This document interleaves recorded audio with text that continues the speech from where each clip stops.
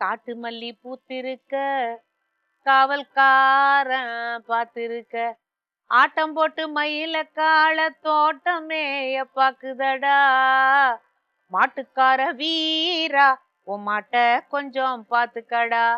இப்ப எதுக்கு அந்த நினைப்புன்னா அந்த வீராசாமியோட பொண்டாட்டி நம்ம வீட்டுக்கு வந்துட்டு அக்கா வயித்துல ஒரே பொறுமல், ஒரே இரைச்சல், ஒரே மந்தமா இருக்கு, ஒரே வாயு சேர்ந்துக்குது. எப்பாடி எல்லாம் சேர்ந்து உன் வயிற்றுலதான் வந்துச்சான்னு கேட்டேன். அக்கா நீ எனக்கு தெரியாது, என்ன செய்வியோ ஏது செய்வியோ, எனக்கு மருந்து சொல்லு. இருக்கவே இருக்கு அமிர்த பொடி. அமிர்தம்னா என்ன தெரியுமா? சாகா மருந்து. அது சாகாமல் இருக்கும் வரம் அந்த மருந்து, அதான் அமிர்தம். அதுக்கு என்னெல்லாம் தேவைங்கிறத முதல்ல பார்ப்போம்.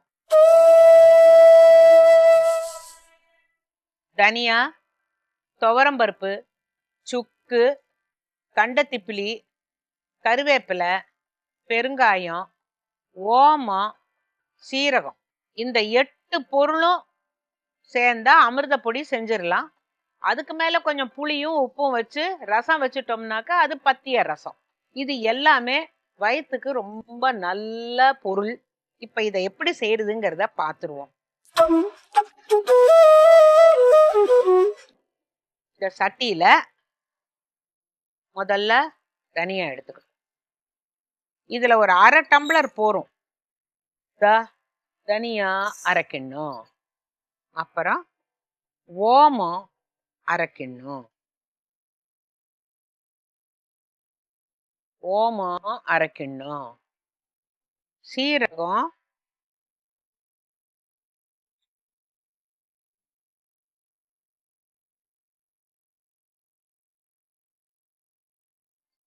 அதுவும் அரைக்கணும். அப்புறம் கண்டத்திப்பிலி குச்சி, இதை எண்ண முடியாது, இதை ஒரு மாதிரி குத்து மதிப்பா போடுறேன். இது கொஞ்சம் கசக்கும், ஆனா நல்லது. இந்த சுக்குல இது ரெண்டையும் பொடி பண்ணி போட்டுக்கிடுவோம். இந்த 2 இருக்குல்ல, இதை பொடி பண்ணி போடணும். துவரம்பருப்பு 1/2 டம்ளருக்கு குறைச்சு, அவ்வளவு போரும்.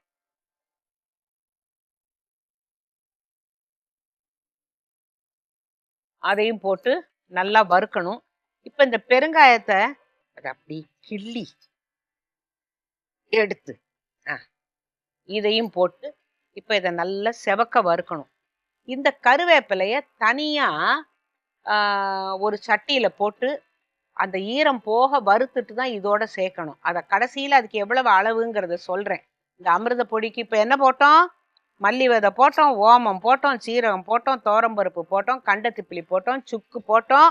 சுக்கு எடுத்து வச்சிருக்கேன், இதை இடிச்சிட்டு வந்து போட சொல்றேன். அப்புறம் பெருங்காயம் போட்டிருக்கிறோம். இப்ப இதை தனியா வறுத்துக்கலாம். இப்போ அடுப்பை மூட்டிட்டு இப்போ சட்டியை காய வச்சு இந்த கருவேப்பிலைய போட்டு ஈரம் சுண்ட வறுக்கணும். இதுல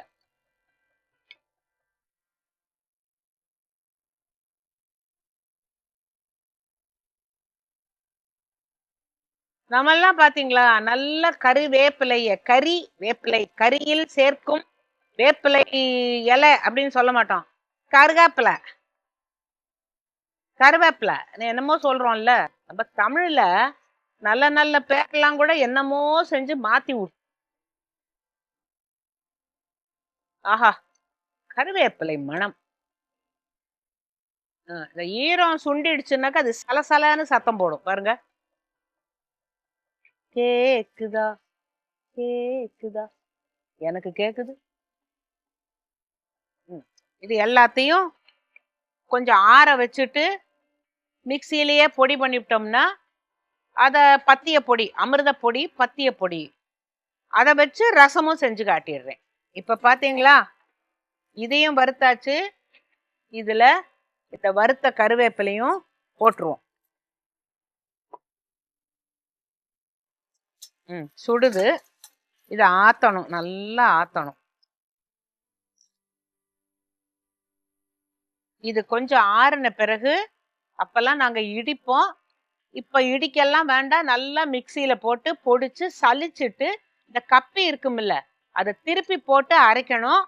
அதுல ரொம்ப கப்பியா இருக்குன்னு தூக்கி போட்டுறாதீங்கன்னா, எல்லாம் சாப்பிடுற பொருள். அதனால அதை கூடின வரைக்கும் அப்படியே நல்லா மொழு மொழுன்னு அரைச்சிட்டு கடைசியில இருக்கிற கப்பியும் சேர்த்துக்கிடலாம்.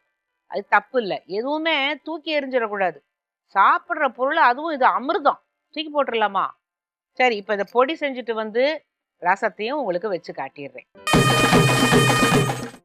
இப்ப அந்த அமிர்த பொடி ரெடி. இப்ப இந்த ரசத்தை செஞ்சிடலாம். புளிய எங்க அம்மா எல்லாம் என்ன பண்ணுவாங்கன்னா, இந்த பொடி அத அரைக்கிற போதே புளிய அடுப்புல சுட்டு இந்த உப்பையும் லேசா வறுத்து அதோட சேர்த்து அரைச்சிருவாங்க. ஆக ரசத்துக்குன்னு புளி கரைக்க வேண்டாம். அப்படியே அந்த பொடியை போட்டு அது ஒரு கொதி வரவும் சாதத்துல ஊத்தி சாப்பிட்டுருவாங்க. அந்த கடம்புடா எல்லாம் சரியா போயிடும். ஆனா நான் இன்னைக்கு உங்களுக்கு ரசம் வைக்க சொல்லி தரணும்ல. இந்த புளி கரைச்சிருக்கேன். புளி கரைச்சு அதை நல்லா வடிகட்டியாச்சு. அவங்கெல்லாம் அடுப்புல சுடும்போது அந்த புளி ஒரு மாதிரி வாசம் அடிக்கும், நல்லா இருக்கும். இப்போ இதுல உப்பு, இதுக்கு மஞ்சத்தூள் போடுறது இல்லை.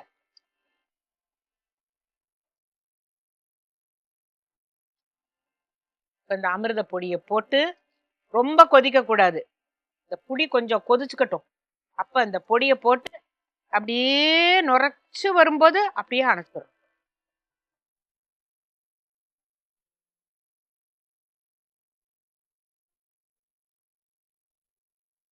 இந்த வயிற்று பொறுமல், வயிற்றுல வாயு சேர்ந்துக்கிறது, மந்தமா இருக்கும் சில சமயம்.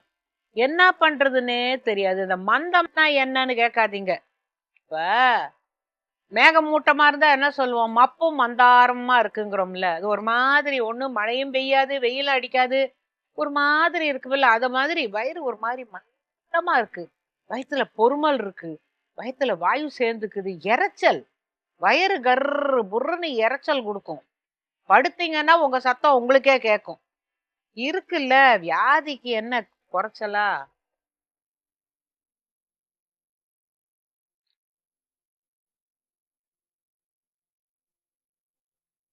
நம்ம போட்ட புளிக்கு அந்த உப்புக்கு இது சரியா இருக்கும். இப்ப அப்படியே கொஞ்ச நேரம் அதை அப்படியே நுரைச்சு வர விட்டுருவோம்.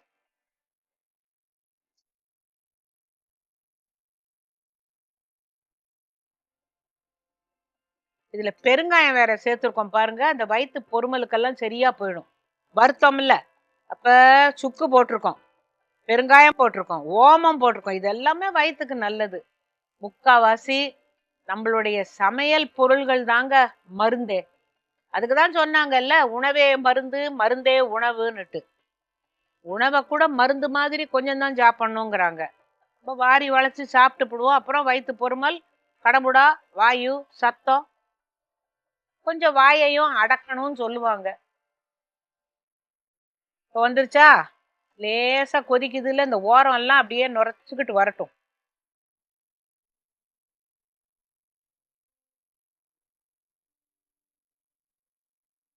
சில பேர் வீட்டுல ரசத்தெல்லாம் அப்படி அடுப்புல வச்சுட்டு எங்கேயோ போயிடுவாங்க. நான் ஒத்தி தான் இந்த சமையல் செய்யற போது அது கிட்டேயே நிப்பேன். ஏன்னா அது அந்த ஒரு இதுவும் அங்கே இருந்து இது வந்துச்சா, அதோ இப்ப முத்து கொதி வருதா, இது ஒரு அழகு, இதை பார்த்து ரசிச்சுக்கிட்டு இருப்பேன் நான். அதனாலதான் அடி பிடிக்காம கவனமா இருந்துருவேன். இத பாருங்க, இதுல பூண்டு கீண்டு ஒண்ணு சேர்க்கல பாருங்க. வெறும் ஓமம், துவரம்பருப்பு, சீரகம், மல்லி விதை, என்ன போட்டோம், பெருங்காயம், சுக்கு.